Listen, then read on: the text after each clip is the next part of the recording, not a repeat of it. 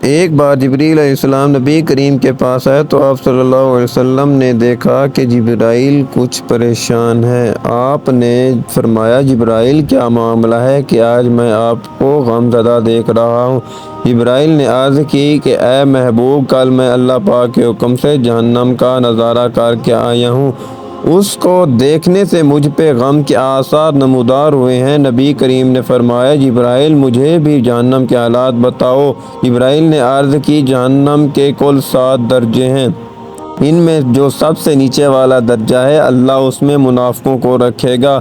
اس سے اوپر والے چھٹے درجے میں اللہ تعالیٰ مشرک لوگوں کو ڈالیں گے۔ اس سے اوپر والے 5ویں درجے میں اللہ سورج اور چاند کے پرستش کرنے والوں کو ڈالیں گے۔ چوتھے درجے میں اللہ پاک آتش پرست لوگوں کو ڈالیں گے۔ تیسرے درجے میں اللہ پاک یہود کو ڈالیں گے۔ دوسرے درجے میں اللہ تعالیٰ عیسائیوں کو ڈالیں گے۔ یہ کہہ کر جبرائیل علیہ السلام خاموش ہو گئے تو نبی کریم صلی اللہ علیہ وسلم نے پوچھا جبرائیل آپ خاموش کیوں ہو گئے؟ مجھے بتاؤ کہ پہلے درجے میں کون ہوگا؟ جبرائیل علیہ السلام نے عرض کیا اے اللہ کے رسول، پہلے درجے میں اللہ آپ کے امت کے گناہ گاروں کو ڈالیں گے۔ جب نبی کریم نے یہ سنا میری امت کو بھی جہنم میں ڈالا جائے گا تو آپ بے حد غمگین ہوئے اور آپ نے اللہ کے حضور دعائیں کرنا شروع کی۔ 3 دن ایسے گزرے کہ اللہ کے محبوب مسجد میں نماز پڑھنے کے لیے تشریف لاتے، نماز پڑھ کر حجرے میں تشریف لے جاتے اور دروازہ بند کر کے اللہ کے حضور رو رو کر فریاد کرتے۔ صحابہ حیران تھے کہ نبی کریم پہ یہ کیسی کیفیت طاری ہوئی ہے، مسجد سے حجرے جاتے ہیں، گھر بھی تشریف لے کر نہیں جا رہے ہیں۔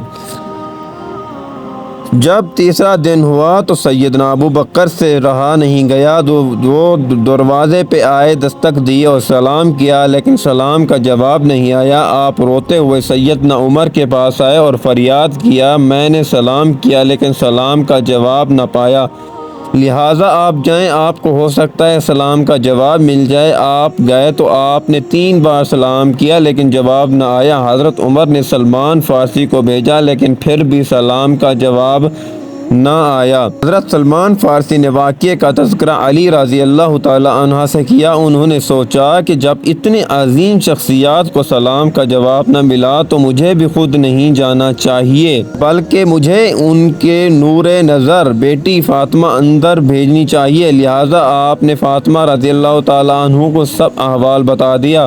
آپ حجرے کے دروازے پہ آئیں، ابا جان السلام علیکم۔ بیٹی کی آواز سن کر محبوب کائنات اٹھے، دروازہ کھولا اور سلام کا جواب دیا۔ ابا جان آپ پر کیا کیفیت ہے کہ 3 دن سے آپ یہاں تشریف فرما ہیں؟